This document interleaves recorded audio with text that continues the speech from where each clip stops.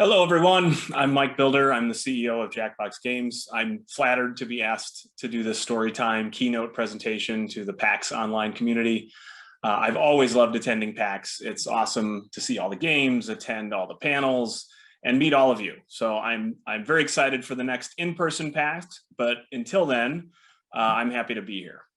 I thought I would use this time to tell you a bit about my story. Why I got into the industry, how I did so, and then share some insights into Jackbox Games and why we make the games we make and how we do it. So let's start at the beginning. It all started for me when I was 5 or 6 years old. My father got an Atari as his 30th birthday present, and my older sister and I would play it all the time. As primitive as it was compared to today's tech, it was fascinating at the time. The graphics, the sounds, the interactivity, the different cartridges and games that you could play, it was just captivating.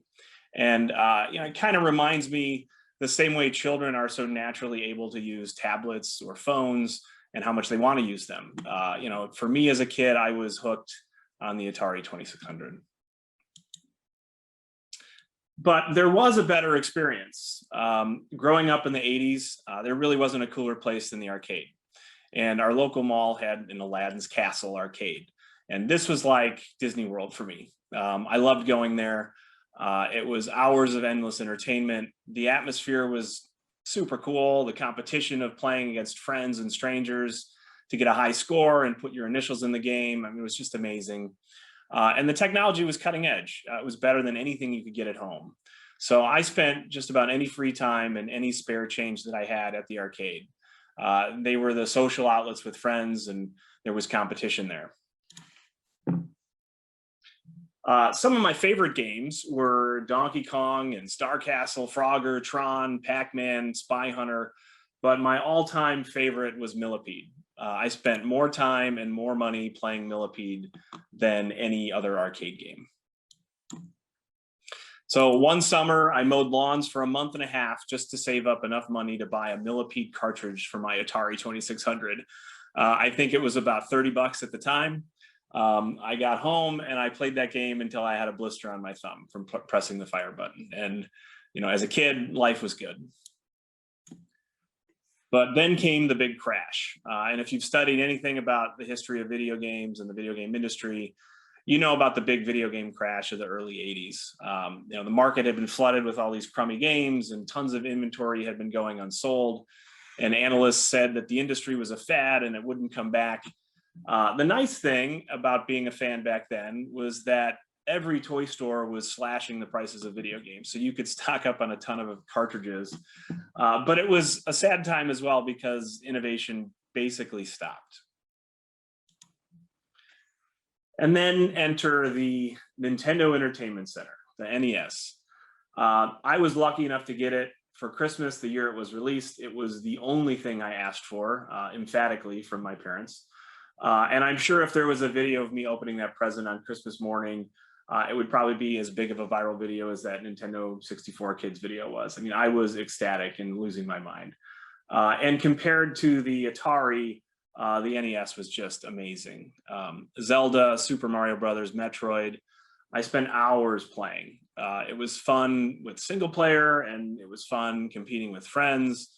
I had a Nintendo Power subscription. I had a notebook when I was a kid where I logged all the scores, the save game codes. I even drew maps for the levels in Zelda. And, I wish I still had that notebook because there were hours logged in there. But the NES had a major impact on my youth. And it certainly planted the seeds of wanting to get into the games industry. And the idea of creating games really started to enter into my mind. As I entered high school, I finally convinced my parents to buy a computer. I had been bugging them for years. Our computer was a 286 Packard Bell machine with a whopping 1 megabyte of RAM, and it was running DOS on floppy disks. So this was all pre-Microsoft Windows. But the games were totally different on a computer. Adventure games with a keyboard and text entry and story games and action games like Prince of Persia and King's Quest and Wing Commander. And the PC also opened my eyes to programming. So I taught myself BASIC, and in high school, I started taking computer science classes. After high school, I went on to college and I studied computer science. I invested in a state-of-the-art PC at the time. It was a Pentium computer with a CD-ROM drive. I still loved playing arcade games like NBA Jam and Mortal Kombat, but I was playing mostly on my PC, and new games like Myst and Seventh Guest came out, and they were just incredible. And a fun trivia game came out called You Don't Know Jack. As college was ending, it was time to start looking for a job. I grew up in Chicago. I wanted to go back there post-college, so businesses in that area were certainly of interest to me. I knew I wanted to make games after college, and at the time there were some big players in the video game space in Chicago. So I applied to all of them, but there was a bit of a chicken and egg problem. They all wanted experience. They wanted to know what games I worked on or what games I had made, or they just weren't actively recruiting or hiring.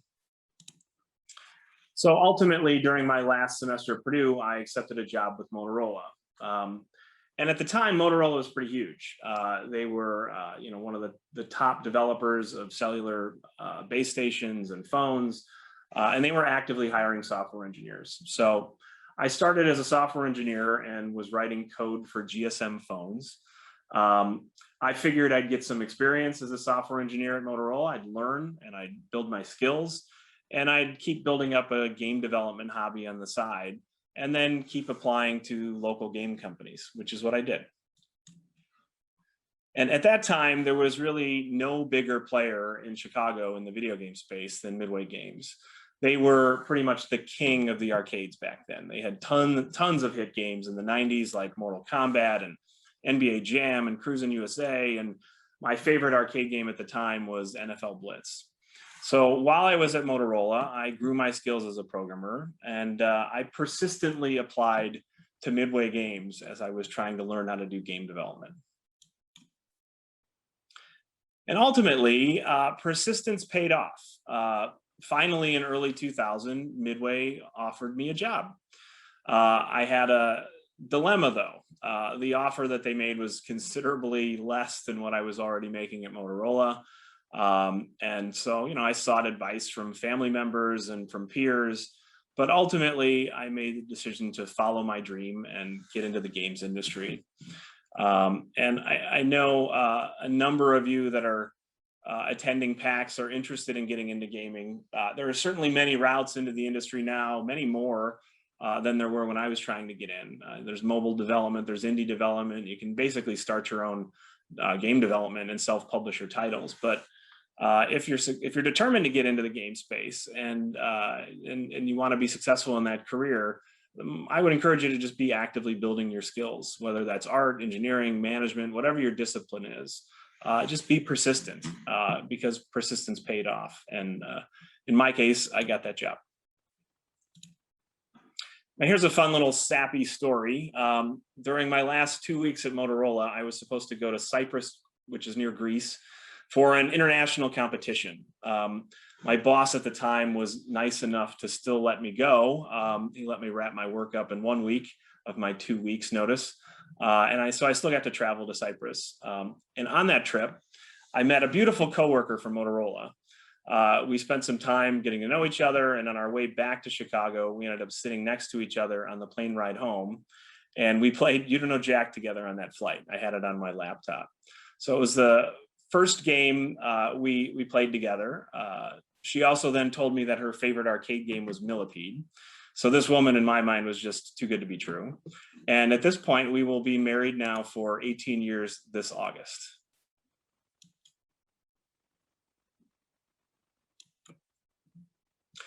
So anyways, back to Midway. I accepted a job as a game programmer, and I was working on the next NFL Blitz coin-op game. And this, for me, was pretty much a dream come true. I was now working at the same company as some of my idols in the games industry: Mark Trammell, Sal DeVita, George Gomez, Ed Boon. These are designers and creators of some of my favorite arcade games: Spy Hunter, Tron, NBA Jam, Mortal Kombat, NFL Blitz. But about 6 months into my job at Midway, they decided to discontinue coin-op and move everyone into home console development. So I quickly moved onto the Blitz console team and was fortunate enough to be a programmer and then a lead programmer on a number of NFL Blitz games. But as time went on, I recognized that I wasn't the strongest programmer on the team, but I was a strong leader, and I was given the opportunity to move into management production roles. So I went from being a game programmer to being an executive producer, and ultimately was running the Blitz franchise. So I led a number of teams and products into the marketplace. Unfortunately, some were duds like NFL Blitz Pro, but some were hits like Blitz the League. It was a very fun time. We worked incredibly hard, especially on Blitz the League. You know, in that game, we were an underdog group and we were going up against the big EA Madden machine. So it really rallied the team and created some strong friendships with many people in the industry that I'm still very close to today. At Midway, I was eventually promoted to the head of the Chicago studio. So I was leading all of product development in Chicago. This was another surreal moment for me. Again, I'm now working with many of my mentors and idols in the industry and helping them to bring their products to the market. And I oversaw a number of product launches during this time. But unfortunately, Midway fell on some tough times. The company invested in very aggressive growth strategy. They were opening and acquiring multiple studios and ultimately burning through quite a bit of money.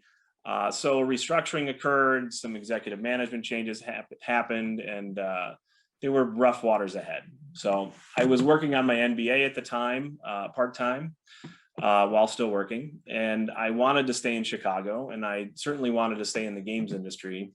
So I chose at that time to start looking for new opportunities. So this brings us to chapter 2, which is Reboot. So I was searching for opportunities, like I said, in Chicago, and a posting for a general manager role to restart a game company came my way, and I went after it. I was very surprised and excited to see that it was Jellyvision. I was obviously a huge fan of You Don't Know Jack. They were best known for You Don't Know Jack. It was a revolutionary trivia game in its time. It had really great production values. It provided an interactive experience that gave the illusion of the computer actually talking to you, like you felt present in the trivia game show. It was witty, it was sarcastic, it had a strong writing comedy team from the Chicago comedy scene. Just a really great game.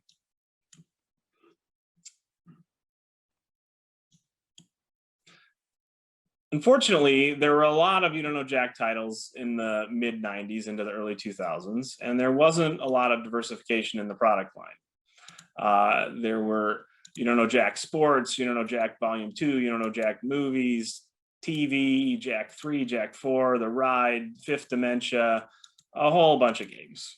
And unfortunately, they kind of saturated the market with their trivia product. So a quick history of how Jellyvision Games got restarted. It basically started out as a company called Learn Television, which was founded in 1989, and they made educational quiz product called That's a Fact, Jack. And that product evolved into the consumer-based trivia game called You Don't Know Jack. The company renamed it Jellyvision. It was a hit. There were many versions of it. It was pretty popular in the 90s into the early 2000s. And unfortunately, the bottom kind of dropped out of the CD-ROM marketplace, and Jellyvision wasn't well positioned to transition into the kind of emerging PlayStation era of home consoles. Their games weren't very well suited for playing with a gamepad or joystick. So in the early 2000s, Harry Gottlieb, who's the founder of Jellyvision, decided to shut it down, and he formed a new company called the Jellyvision Lab, which is a marketing services company still doing business today. In 2008, I joined to restart the original Jellyvision company, and at that time we rebranded it to Jellyvision Games, since there were two Jellyvision companies. We launched a new version of You Don't Know Jack. We built product for console and social and mobile, and ultimately in 2013 we rebranded as Jackbox Games. We've been making party games that you control with your phones since that time. So why restart Jellyvision Games? Well, around this time, the Nintendo Wii was released, and it was, a phenomenon. And suddenly people were playing together again in the same room, families, friends, sitting on the same couch, socializing and playing. And it seemed like there was an opportunity for social party games again. As the summary of this talk today says, Jackbox Games has seen enduring success since the first party pack was released in 2014. So in August of 2014, we launched Fibbage, and then in November of that year, the first party pack launched, and we were off to the races. But wait, what about those first 6 years from 2008 to 2014? Well, sometimes it takes a little bit of time to reboot.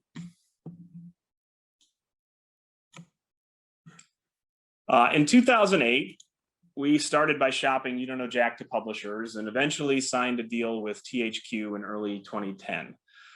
In 2011, we launched that game. It was a brand new You Don't Know Jack. We put it on all the relevant consoles and on PC. It was a great time. We were able to staff up and build our team, create some technology, establish ourselves as a credible independent developer again. And the You Don't Know Jack launch did okay. But we captured most of our profit on the front end of the deal. So we were kind of back out shopping ourselves and our ideas to publishers. And we didn't have much luck getting funding for a new game. So in an ideal world, we wouldn't need a big publisher and we could self-publish our games. So this led us to seek investment. And we ultimately raised some money with a venture capital firm in 2012. And then we went to work on self-publishing social and mobile games, and we produced a new You Don't Know Jack on Facebook and mobile. And once again, we had some success, but it was fleeting. So in 2013, we pivoted all of it to mobile and made a few new games, many of which were well received and well reviewed, but nothing really took hold. Nothing was a big success. And in 2013, we also devved a version of You Don't Know Jack for the Ouya, the up-and-coming emerging indie platform. We knew that there would be a challenge with controllers on the Ouya. I'm sure nobody owned more than one controller. So we decided to create an app that we called the Jackpad that you would download onto your phone. It was on Android and iOS. And it would create a virtual controller for multiplayer. So if you got on the same network as the Ouya, it would connect and it would allow you to join the game and have a virtual gamepad. And then, we also in 2013 rebranded. We ended up selling the Jellyvision name back to the other Jellyvision company, and we rebranded as Jackbox Games. During this time frame, we had multiple near-death experiences as a company. We were on some tough times. Unfortunately, we had to go through some downsizing. I have a pin in my office that says I love cash flow as a reminder. And we were doing everything we could to bring in money and keep the doors open so we could continue to make new games. Ouya and the Jackpad actually helped us learn some things. And one of them was to eliminate friction from the multiplayer experience. We knew we wanted to make party games that supported many players without needing additional controllers or a keyboard. And it really kind of was at this time the same challenge that Jellyvision had back in the early 2000s. How do you make a party game on console that allows many people to join and play when there's a limited number of controllers? So we built a technology we call eCast. And instead of an app, we made a web-based controller infrastructure. So it works in any browser and there's no setup. You just put in a 4-letter room code and you're connected. So for those that might not be familiar, it's pretty powerful tech, but it's very simple in how it functions. Like I said, you just launch the game on your console or your PC or your laptop or your set-top box, and the room code is then displayed. You take out your phone, you're instructed to go to jackbox.tv and enter in that room code. And then most of our games support up to 8 players, some of them more. But the powerful thing is the controller is then skinned with the context-specific art and controls depending on the game that you're playing. So you might have keyboard entry if you're playing a funny text entry game or a lying bluffing game. You might have drawing tools if you're playing a game like Drawful. You might have the ability to have unique information shown to you relative to other players in the game. So it really opens up, some cool opportunities for game design, but also some pretty unique experiences for the player. And only one person needs to own the game in order to host it. Everybody else can join it for free. And so it kind of adds some virality to our games, because a lot of people get to try it before they buy it. And if they really like our games, then hopefully they'll go out and purchase them and entertain their friend group or their family. So back to 2014. We launched Fibbage in August of 2014, and we had some success, but it was a lower price title, and it certainly wasn't something that was going to propel Jackbox Games to solvency and keep us going. So we then scrambled and tried to pull together the first party pack, and we ended up launching that in November of 2014. So we included 5 games. We priced it at $25. And most board and card games are somewhere between $20 and $30. So we thought it was competitive in the market for party games. And the value proposition of the party packs was 5 games, $5 each. So if you enjoy 2 or more of those games in the pack, you felt justified with the purchase and you were happy. Thankfully, that game was very well received, and it was successful, and it was pretty unique at the time. And that marked a turning point for Jackbox Games. Some unexpected things happened. People started streaming our games on Twitch. And unlike most games where people just tune in to watch the streamer, with our games, because it's a web-based controller, anyone, anywhere that was watching could join in and play along. So these games of Fibbage were going live, and people all over the world were joining as fast as they could to be the contestant in the game. So that early in that next year, we followed that up with a launch of a game called Quiplash, with some help of some backers on Kickstarter. And we doubled down on these features for streamers and their viewers. So we added an audience mode, which allows up to an additional 10,000 players to join that one game session. Another 10,000 people can join it and interact and play along and meaningfully affect the game. So this works really well in big conference environments. We do this at PAX when we have our stage or our panel. Everybody in the room can join and play along. It works really well over streaming services like Twitch, where you have a large viewing audience. They can all join and play along. So from 2014 to today, we've launched an annual party pack each year, as well as a couple of standalone titles, as well as some digital bundles. So with 7 party packs in the market, each containing 5 games and 4 standalone titles, we've created over 39 games at this point over the past 7 years. We have 5 more in development this year. And over this time, only a few of the games are actually sequels. And where there are sequels, they're usually to the most popular titles like Quiplash, Fibbage, or Trivia Murder Party, games that people are wanting more and looking for a sequel. So I'll talk a little bit about the game development process here and basically how we do this every year. So we tend to launch our games in October, and we will then support the launch with our marketing efforts and our engineering and testing efforts. But many team members will start to peel off and start the ideation process up right away. So it kind of kicks off right after we release the annual party pack. The front end of our process is intended to kind of maximize new concepts. We open up the ideation phase to everybody. The whole studio is involved in pitching games, regardless of your department, regardless of your seniority or role. Everyone is encouraged and expected to participate. The back end of our process is focused on kind of efficiently identifying and executing on the most promising concepts. So, our team is able to progress from an individual game ideation phase around that October timeframe to a full party pack release, which is 12 months later from that timeframe. There's a good kind of 9-10 months of actual development, production, and kind of ideation on the front end of that. But that's kind of the cycle that we follow. So we start off with just kind of blue sky ideas, then we move into paper and pencil testing. that can look a little something like this. There's lots of iteration, there's lots of prototyping, people get together in conference rooms and play. We have play testing sessions in the office that are kind of run like focus tests would be run. We do surveys and questionnaires after them. But there's just a lot of activity. And usually if you get laughter out of a conference room, you know you're onto something good. Sometimes these will then evolve into full prototypes if it's necessary. But there's a whole pitch process that we follow. So we follow this process called the green light process. And we've kind of refined this process over the years, but it looks a little bit something like this.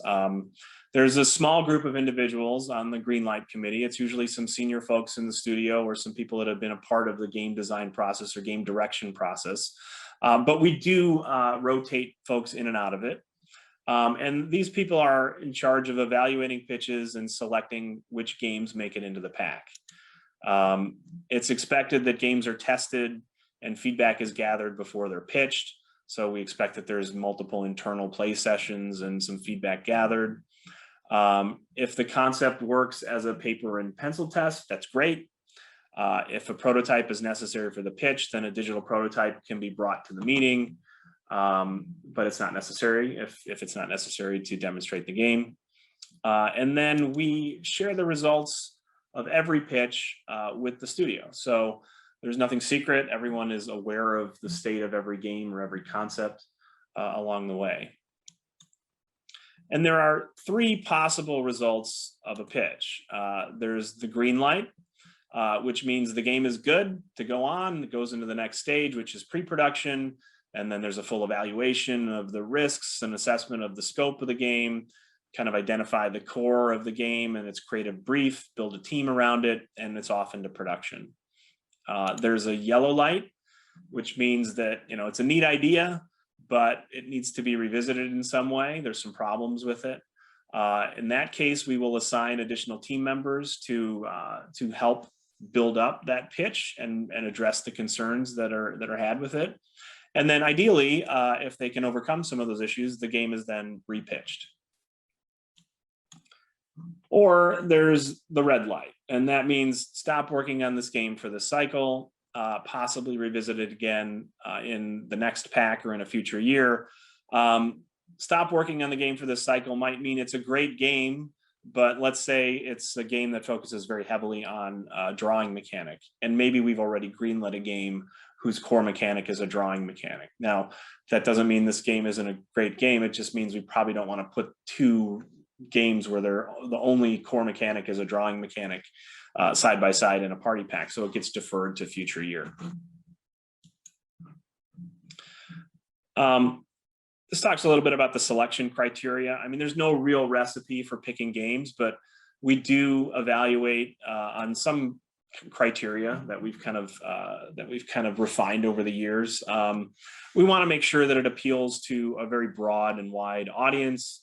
We want to make sure that the game pitch fits the brand, that it's something that would come from Jackbox, or knowing our catalog and our presentation of games, that it, again, would be familiar to fans. We want to make sure that there's excitement in the studio and in the team to make it. If it's a great game, but people aren't thrilled to be on that team or make it, we're not going to greenlight it and move it forward.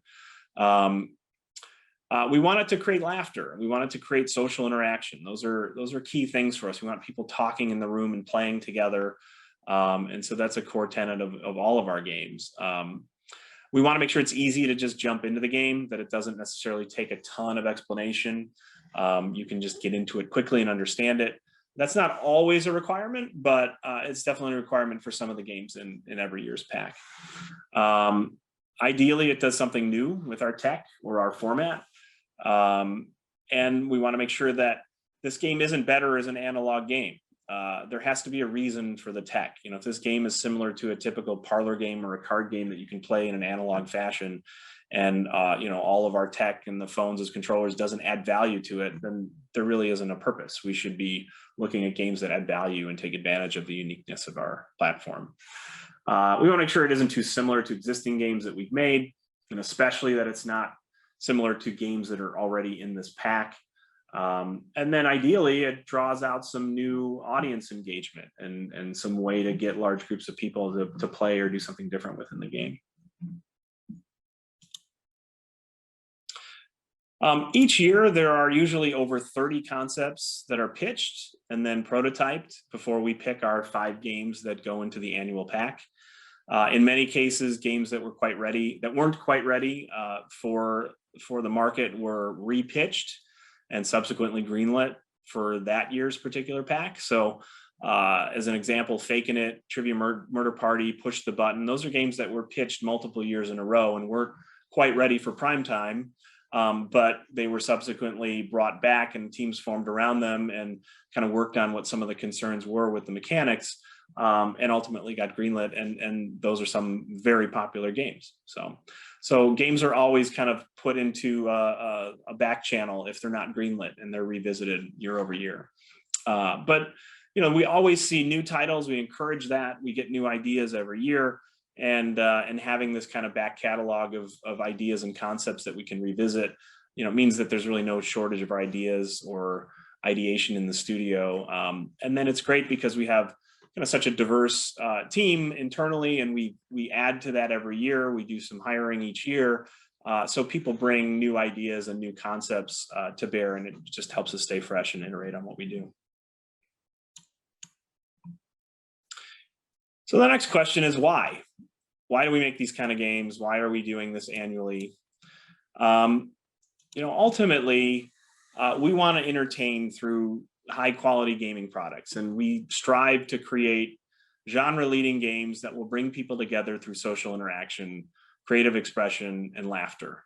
We really put a heavy emphasis on the social interaction part. We want to bring people together. We want community to form around our games. We want memories to form around our games. They should be an escape. They should allow you to just have some fun. We want to make them accessible to all skill levels. So novice and expert games should have a way to be enjoyable and played, whether you're brand new to this or whether you're a trivia expert or an expert at a mechanic. Like I said, we want people to feel good about themselves. We want them to feel funny. We want them to feel smart. We want them to be entertained. We want our team to feel that way as well.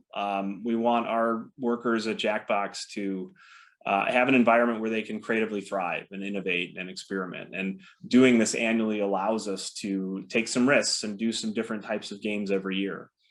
We're motivated by people finding joy in our game. We want to create relationships. We want to create memories.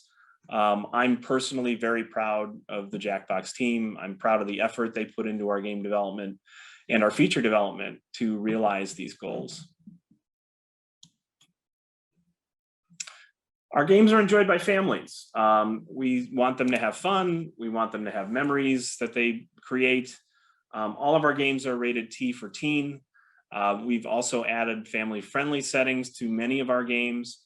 And what this does is just remove some of the more risque prompts or leading prompts in the game. So it's very safe for grandparents and grandkids to all play together at the holidays.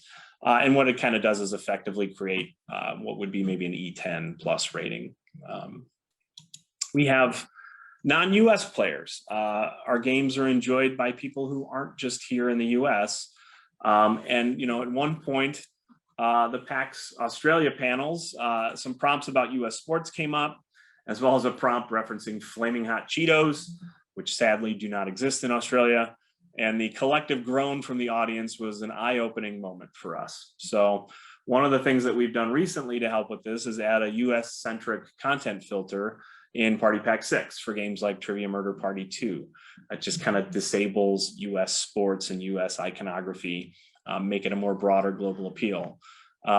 We also recently released Quiplash 2 International and an update for Drawful 2 to work in FIGS territories, French, Italian, German, Spanish. And we're expanding those international markets, and we're localizing and culturalizing the content that's within the games. Lots of our games have user-generated content, so your drawing or your prompt or your response shows up in the game. It's not a problem when you know the people that you're playing with, but if you allow anonymous people to join, let's say while streaming, then the trolls can come out. And so we've added censoring, the ability to delete an entry after it appears in the game. We've added Twitch login, which keeps people from being anonymous. We've added password rooms, which keeps unwanted people from jumping into a game.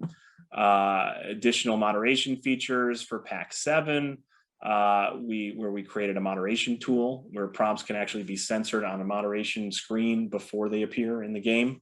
And we will continue to evolve these over time. Every year we add a little bit more. We've also prioritized some accessibility features in more recent party packs. The team has done a great job. We've added subtitles into the game since Party Pack 6. We've added motion sensitivity settings to disable some of the moving parts in the games.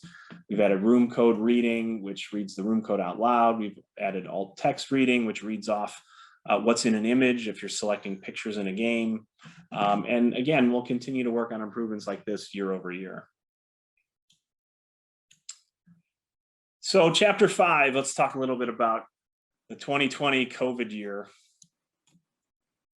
When COVID happened, we were certainly in the same boat as a lot of people. In early March 2020, our QA lead, Steve, said, "Are we really going to be working from home?" in one of our company meetings. And I think this highlights our disbelief at how quickly everything was changing. So 2 weeks later, we're all working from home. You know, it was a challenge for the whole world to adjust to this new quarantine time. The video game industry, as a result, saw a surge. Lots of people used them to stay in touch, connect, socialize, distract, just have some escapism. And Jackbox had the good fortune of many people playing our games over Zoom and other VidCon programs. It was kind of discovered during early quarantine times that it was a good way to socially interact with people. So our team responded very quickly to try and help make things easier. We created video tutorials for playing games remotely on various video conferencing tools like Zoom and Google Hangouts. We also linked to a bunch of resources for how to start streaming from consoles for people that wanted to share while playing on console. And with some of the success that we were experiencing, we also wanted to recognize that for many, our games were becoming one of the only bright spots during a tough time. And so because of this, we decided to give away one of our standalone titles. We gave Drawful 2 away for 3 weeks on as many platform stores as we could. And we had over 9 million downloads of the game. One of the really cool things that came from this tough time was also seeing our games being used as a mechanism through which to raise money for some deserving charities. One of the best examples of this was the Broadway Jackbox series that you see in this picture here. This was started by Andrew Barth Feldman in support of the Actors Fund. Stars from shows like Dear Evan Hansen and Smash and more were playing our titles. Production was really well done, and it definitely seemed to start a bit of a trend. So this led us to also developing some social and blog content around using Jackbox to raise money for charitable initiatives. We have done this historically with Tiltify. Their team is great, but we did some grassroots things as well to try and to help people to do this in a tough time. Which leads to the Jackbox-led version of this. So we created the Celebrity Jackbox Games and Giving series, which was our contribution to a lot of the good being done by the gaming community during COVID. Jackbox as a company donated $1 million over 9 episodes of Celebrity Jackbox Games and Giving. We identified charities associated with COVID-19, frontline responders, care workers, those helping the unemployed, helping to feed the hungry. And we had a representative from each of those charities talk on the show and explain the good work that they were doing. And this endeavor was supported by a number of high-profile celebrities who were guests on the show, and they played our games. Charlize Theron, Jack Black, Jeff Goldblum, among many others. Jackbox, like I said, was fortunate to find some success in this time, which has been a very trying time for many people. So we're happy folks can find some much needed laughter and some social interaction with our games, but we wanted to give back, and we're certainly very proud of the work we did with the Celebrity Jackbox Game and Giving initiative. And honestly, we were able to do this because of our customers, and we certainly thank them for all their support during this time. So thankfully, 2020 is over. We're well into 2021. Here's hoping that folks stay safe, that the vaccinations continue, and this pandemic is in the rearview mirror for not just the US, but the whole world. I know personally, many video games helped me get through this last year. It's awesome, to see the good that they do for connecting people and for helping to relieve the stresses of our time, and especially this last year. And, we're very happy that Jackbox Games may have provided that for some people this past year. I have to say, I've never had more fun than working at Jackbox. I'm extremely lucky to work with some of the most talented, creative, funny, genuinely caring people I've ever known. I'm very proud of what we do as a company, and I look forward to bringing more smiles, laughter, and social interaction to the world with future games. It's been an amazing journey for me so far. I met my wife along the way. I have countless friends from the games industry. I've been a part of some incredible products and learned from some incredible people. But this story is just one tiny piece of this incredible games industry. Thankfully, events like PAX exist where we can celebrate everyone that makes up the gaming community. So if you have any questions or comments, please feel free to reach out. Thank you for listening. Thank you again to Penny Arcade and the PAX team for inviting me today. I look forward to seeing you at future PAX events where we can meet up in person. Oh, one more thing. It wouldn't be a PAX for Jackbox if we weren't announcing something. We've already announced 3 of the games in the upcoming Party Pack. We've announced Job, Drawful Animate, and the Pole Mine. So here's a teaser for the 4th game. Have a great PAX Online. Can I drink almond milk that expired yesterday? Is it a blue dress or a gold dress?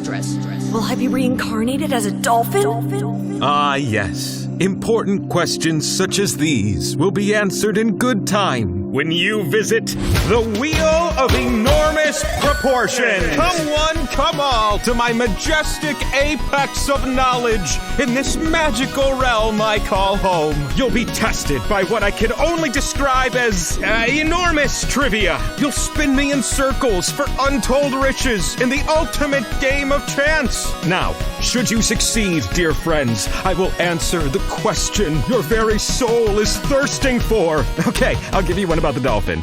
The answer is no. You will come back as a blobfish. Oh, come on. Hey, you asked. What do you want from me? The wheel has spoken.